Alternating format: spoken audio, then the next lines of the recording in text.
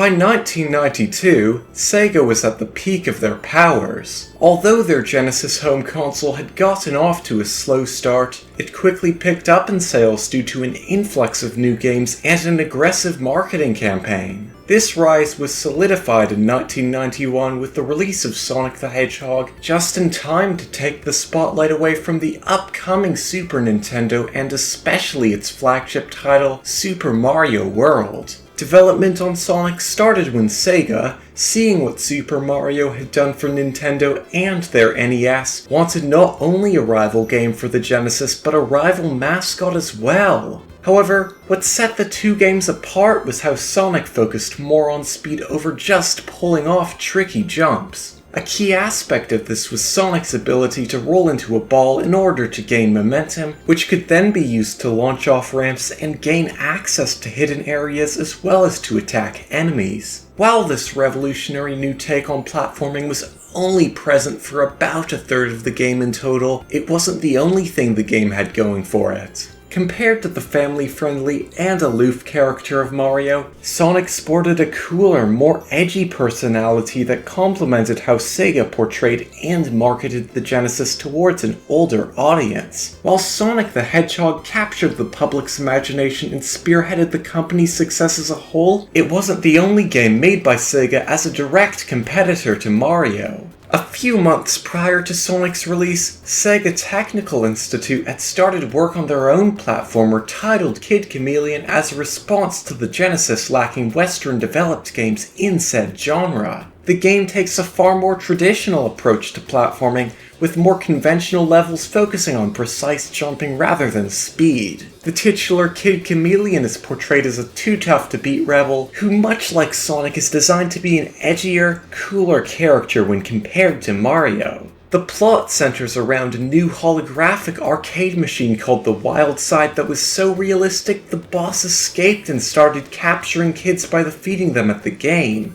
As Kid Chameleon, your goal is to rescue these kids by defeating the final boss at its own game.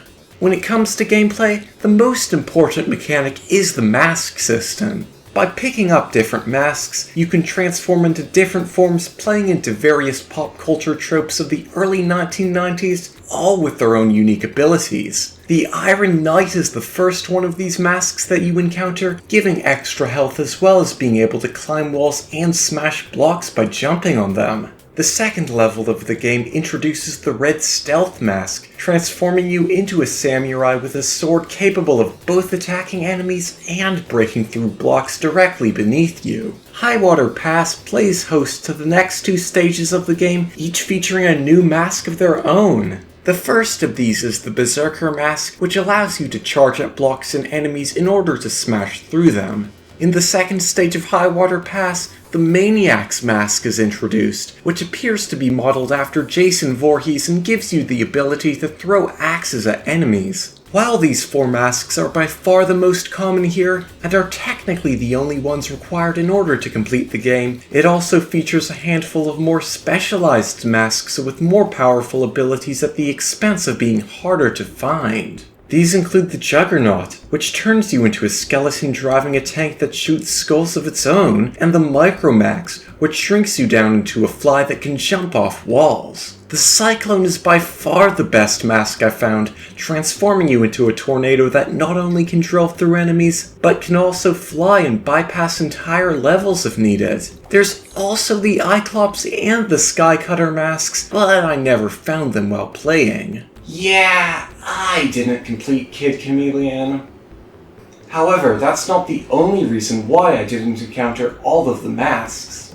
Instead of being played in a linear fashion like in Sonic, the game features branching paths that either give you a rare mask or allow you to skip multiple stages. These paths are accessed using teleporters hidden within certain levels and provide an extra layer of strategy to the game itself. There's no shortage of side paths either, as the game features over 100 levels in all. Unfortunately, the sheer number of levels here causes some issues, the most infamous of which is the game's difficulty. Compared to the difficulty found in Sonic, which mostly revolves around something I like to call poor level design, the difficulty in Kid Chameleon stems from the game's length, with any small mistakes you make bound to add up over the course of a playthrough. The credits feature caricatures of different STI staff who worked on the game, and it's clear that a lot of effort was put into them. In fact, so much effort was put into them that a few of the developers felt it was necessary to implement a cheat code in order for players to skip directly to the credits. This cheat code would be accessed by first crouching and then jumping while moving forwards on top of a block at the end of the second level.